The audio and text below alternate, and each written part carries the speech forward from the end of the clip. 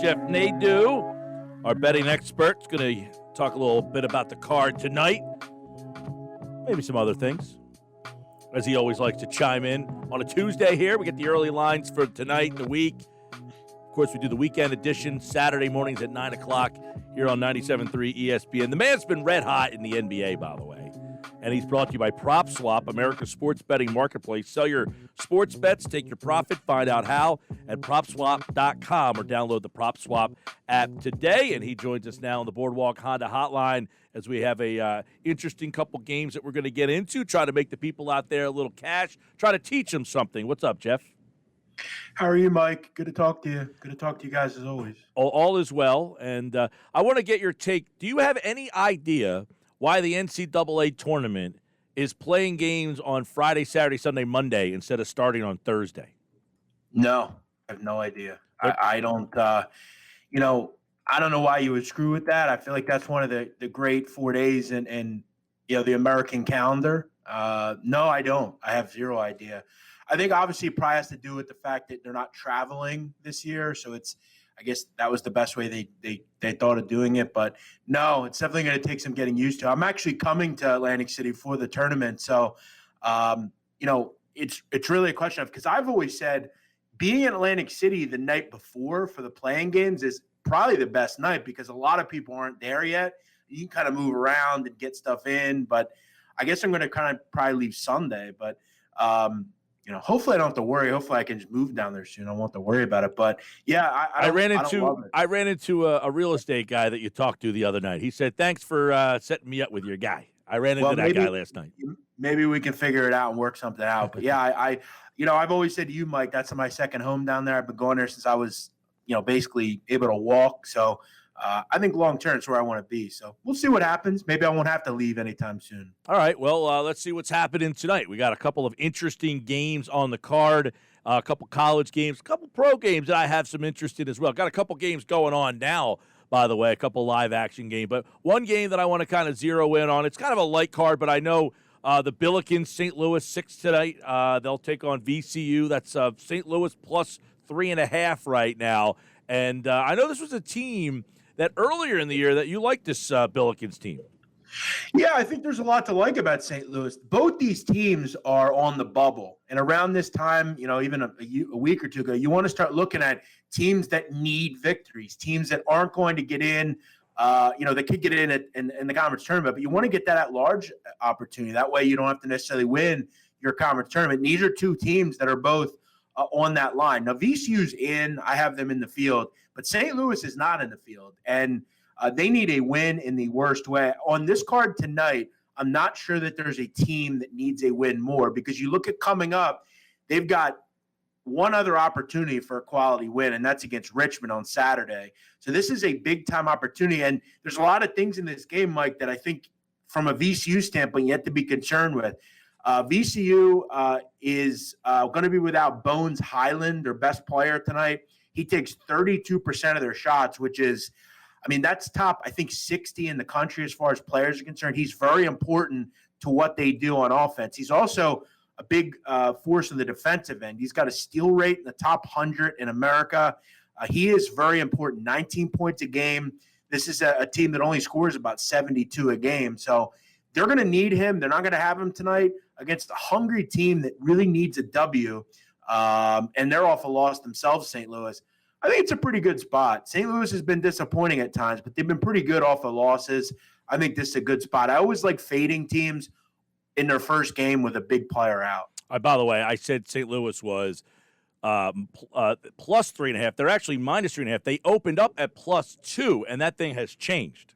Yeah. So it threw me off a little bit. Makes sense. Makes sense for sure. Obviously, the news came out about Highland.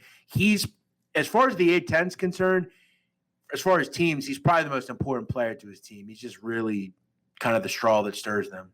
All right. It's a kind of a light college card, but another one that I feel like you would have some interest in is this Richmond-UMass game. It's up to 9.5 in certain spots. I feel that's a pretty interesting number. Yeah, Richmond, another team that's on the bubble. That's the kind of the story of the A-10 in this. That's kind of the story in the A-10 this year. Everybody's on the bubble. Richmond continues to disappoint. I actually bet them against VCU last week.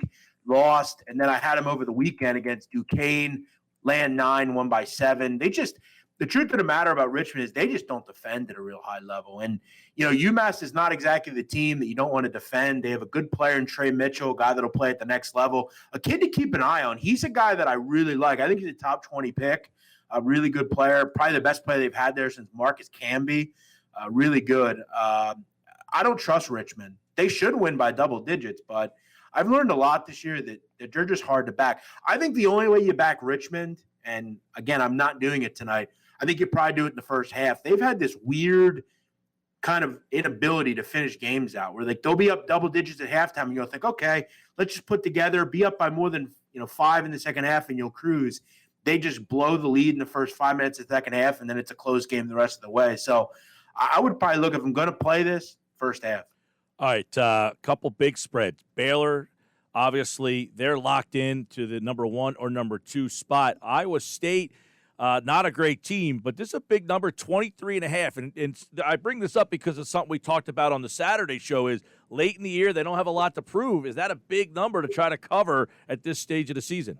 Yeah, when it comes to Selection Sunday, Mike, no one's going to look back and say, well, you only won by 20 and not by 25 against Iowa State. You're not a 1 seed. Like, no one cares at this point. And I wouldn't want to test Baylor. They're the only team other than Gonzaga that's on average, Mike, beating teams by 24 points a game. That's on average this year. That's their scoring margin. It's just incredible stuff. At home, you pushed it up to almost 30. They're plus 30. That's crazy. I wouldn't tell you to take Iowa State here, put it that way, but you mentioned it. I think the goal right now for Baylor, just take care of business. Don't leave anything too much to chance. If they're up by 20 here with 3 minutes to go, the second and third levels are coming in, so you're going to have to fight. And as you said, I mean, this is the Big 12, okay? You're not playing Pine Bluff or a team like that here. This is a team that's in the Big 12. They're going to fight till the end. I got one more college game, and then I'll let you kind of throw a college game out or two if you like, or however many. But UConn, Georgetown. Now, we liked UConn over the weekend against Nova. This opened at 3. It's up to 5.5. Georgetown stinks. They do, but I'll tell you another thing, Mike. I don't know if they stink right now. They play hard. I mean, Patrick Ewing's done a hell of a job down there. People don't really understand how much they've lost over the last year, basically. They had a hell of a time last year with off-the-court issues. There was a robbery that was done by 3 or 4 players last year, I believe, or some sort of criminal issue, and they lost a lot of their kids. Mac McClung transferred. James Akinjo transferred. I mean, to be able to be just not even relevant, but near 500, pretty unheard of. They continue to shoot the ball well, which has kind of kept them in games. I lean UConn, but my concern was in that game against Villanova over the weekend, James Bouknight didn't seem himself. I know he's back, but he didn't seem himself. If I was getting a fully healthy Bouknight, I think 4.5, 5, okay. But, again, it's the Big East. This isn't Butler. This isn't DePaul. Georgetown, for the most part, has been pretty tough and pretty sneaky. All right, I want to flip before we go to the NBA. Anything on this card? A couple interesting games that are on the card tonight that you have in mind? Is there a little sneaky play for our listeners out there? Yeah, it's a tough card, I'll be honest. I think Florida is interesting against Auburn. Auburn, Mike, if you remember, they're really not playing for anything. I think they have a ban, a self-imposed ban as far as they can't make postseason play. So you're kind of just playing out the string here if you're Auburn. And I think it's kind of shown. I mean, Auburn's all of a sudden done a 180. I mean, they've lost 5 of 6 overall. And my issue when you have a team like this, Mike, is these are 18 and 19-year-old kids. There's no one on Auburn above a junior that plays regularly. They don't have a senior on this roster. And I've noticed just with younger kids, I mean, they lose interest, man. They get down on the dumps. They get down in their feelings. And it's shown. They just haven't been very good lately. And Florida's legit. Florida's going to have to run here and play their normal offense, which I like from them. They have a tendency of kind of trying to get away from the offense they should run. And Mike White, the coach, tries to throw in these different looks. They need to put the pedal to the metal and run. They should be able to blow Auburn out here. I was surprised to see Auburn as a favorite. maybe you get one last stand, but I don't think you will. That was really the only game. There's one or two that we discussed that I kind of like. I definitely think St. Louis is a good one. But I have an interesting belief that Florida is going to win. I think Auburn's done. All right, so Florida over Auburn, St. Louis another one. I know there's an NBA game. This one's interesting to me. I definitely want to hear your take on. It's this Nets Kings over. It's 240.